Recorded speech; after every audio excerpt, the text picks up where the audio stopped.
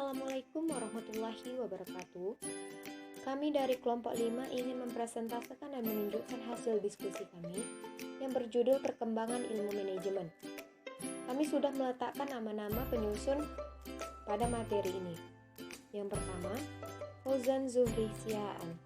Yang kedua, dengan saya sendiri Desi Syahrani. Ketiga, Selvi Indriani. Keempat, Meisarah Andriani Tobing. Kelima, Ira Meilani Sipahutar. Keenam, Devi Margareta Sitangga. Bagian pertama, kita akan membahas tentang sejarah perkembangan manajemen. Sejarah perkembangan manajemen tidak jauh berbeda dengan perkembangan manusia itu sendiri. Artinya, bahwa manajemen telah berlangsung sejak manusia itu lahir ke bumi ini. Seiring dengan perkembangan dan tuntutan manusia untuk memenuhi kebutuhan hidupnya. Pada zaman purba atau disebut zaman batu, manusia juga menggunakan keterampilan dan keahliannya untuk membuat alat-alat dari batu guna merealisasikan tujuan hidupnya. Pada zaman batu itu, mereka menggunakan batu untuk mempertahankan hidup mereka dengan cara membuat alat-alat yang berguna. Manajemen kemudian berkembang sesuai dengan perkembangan keahlian serta pengetahuan dan keterampilan yang diperoleh oleh manusia itu sendiri. Manusia mencari ide-ide bagaimana supaya Indonesia itu bisa merdeka dan memiliki keahlian dan pengetahuan yang modern. Pengetahuan serta teknologi atau IT tumbuh dan berkembang.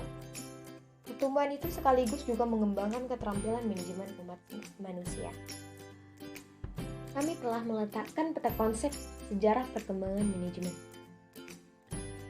Pada zaman masa lalu, tidak memiliki apapun. Maksudnya tidak memiliki apapun, alat yang masih tradisional. Tidak bisa semudah yang kita gunakan sekarang. Kita ambillah dari zaman masa purba. Zaman purba, mereka menggunakan batu untuk membunuh binatang buas.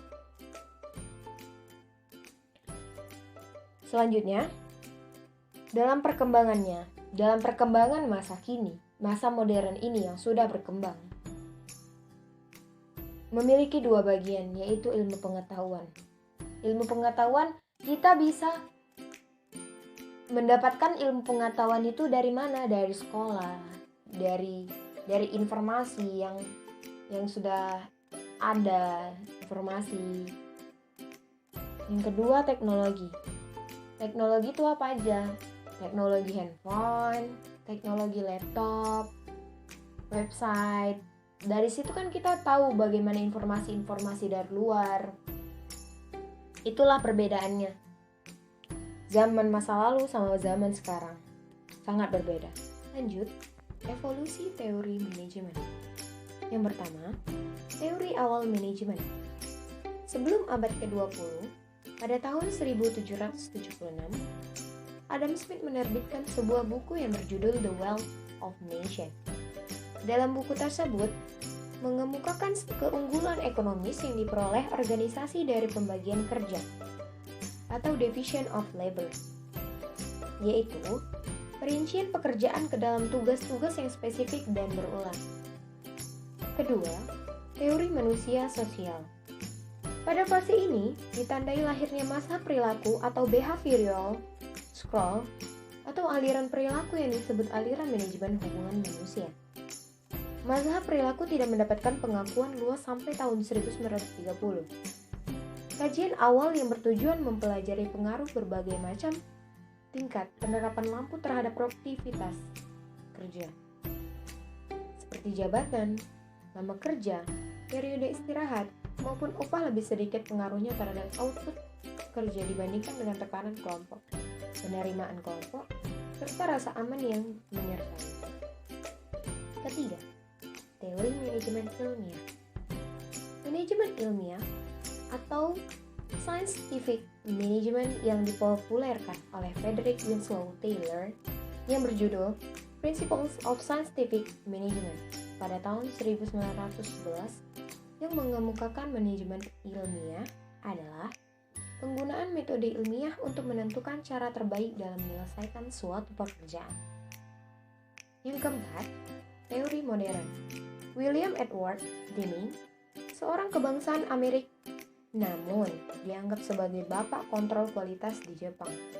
Ia berpendapat bila kualitas dapat ditingkatkan, biaya akan berkurang karena berkurangnya biaya perbaikan. Sedikitnya kesalahan, minimnya penundaan, dan pemanfaatan yang lebih baik atas waktu dan material. Produktivitas meningkat, market share meningkat karena peningkatan kualitas dan harga.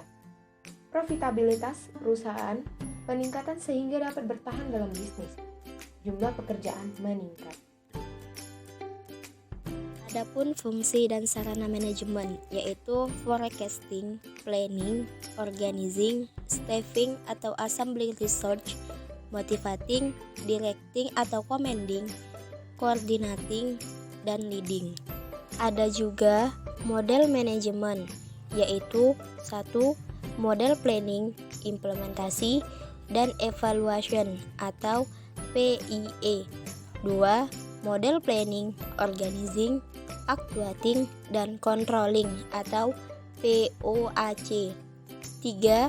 Model perencanaan, pergerakan, dan pelaksanaan, serta pengawasan, pengendalian, dan penilaian atau P1, P2, P3. 4. Model analisis, rumusan, rencana, implementasi, dan forum komunikasi atau ARRIF. 5. Model analisis, rumusan, rencana, implementasi, monitoring, dan evaluasi atau ARRIME. Perkembangan teori manajemen. Awal pemikiran tentang teori manajemen sendiri berkembang setelah beberapa tokoh memberikan pendapat mereka tentang bagaimana seharusnya praktik pembinaan dan kerja dijalankan pada sebuah organisasi, seperti yang dilakukan oleh Robert Owen dan Charles pada awal tahun 1800. Dari keduanya pula teori-teori manajemen kemudian berkembang pesat dan terutama setelah dimulainya periode pendekatan saintif oleh Frederick Winslow Taylor yang sekaligus memberikan identitas ilmu bagi manajemen. Teori manajemen praklasik menurut Robert Owen dimulai pada awal tahun 1800 sebagai manajer pabrik permintaan kapas di New York, Skotlandia. Dan hasil pengamatannya kesimpulan bahwa bila mana terhadap mesin diadakan suatu perawatan yang baik akan memberikan keuntungan kepada perusahaan. Demikian pula halnya pada tenaga kerja.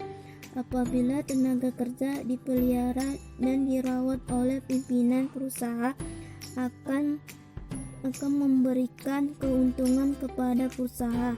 Menurut Charles, ia pendapat bahwa dengan penerapan prinsip-prinsip ilmiah maka akan terwujud meningkatkan produktivitas dan penurunan biaya. Teori manajemen klasik. Follett adalah seorang filsuf dan pekerja sosial yang pertama kali menerapkan psikologi sosial pada perusahaan dan instansi pemerintah. Ia menulis tentang pentingnya kerjasama atasan dengan bawahan, kreativitas, koordinasi, dan pemecahan konflik. Esensi dari teori Follett ialah hubungan kerja yang baik tercipta dari kebersamaan orang-orang, bukan di bawah perintah seseorang. Teori manajemen kontemporer.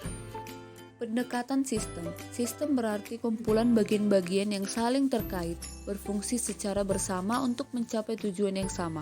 Berdasarkan teori ini, berarti antara sub-sub ataupun divisi mempunyai hubungan yang saling membutuhkan antara yang satu dengan yang lainnya. Hubungan dalam teori ini jika digambarkan di bawah ini. Pendekatan kontingen. Pendekatan klasik, perilaku, dan kuantitatif berusaha mencari pendekatan-pendekatan manajemen yang universal dan dapat digunakan kapan dan dimanapun. Pendekatan kontingensi justru berusaha untuk menyesuaikan antara tanggapan manajerial dengan peluang dan permasalahan yang ada dalam berbagai macam situasi. Pendekatan ini yang dicari bukanlah cara-cara terbaik untuk mengatasi situasi tersebut, melainkan berusaha membantu manajer untuk dapat memahami perbedaan-perbedaan situasi tersebut dan menanggapinya dengan secara yang tepat. Implementasi dari pendekatan kontingensi telah banyak dipergunakan pada berbagai bidang dan fungsi dalam organisasi seperti pemasaran, motivasi, kepemimpinan, strategi, dan penetapan keputusan-keputusan penting. Oleh karena itu, pendekatan kontingensi lebih banyak memasukkan unsur lingkungan dalam melihat berbagai permasalahan. Perubahan lingkungan yang begitu cepat menjadikan manajer sulit untuk menetapkan suatu keputusan tepat. Pendekatan kontingensi mencoba memformulasikan kondisi tersebut sehingga manajer dapat mencarikan jalan keluar dari permasalahan yang ada. Dan yang terakhir yaitu kesimpulannya tentang sejarah perkembangan manajemen. Manajemen berlangsung sejak manusia itu lahir ke bumi ini. Seiring dengan perkembangan dan tuntutan manusia untuk memenuhi kebutuhan hidupnya. Pada zaman purba, manusia menggunakan keterampilan dan keahliannya untuk membuat alat-alat dari batu guna merealisasikan tujuan hidupnya. Sekian dari penjabaran kami. Bila kami ada kekurangan, kami mohon maaf. Sekian dan terima kasih. Assalamualaikum warahmatullahi wabarakatuh.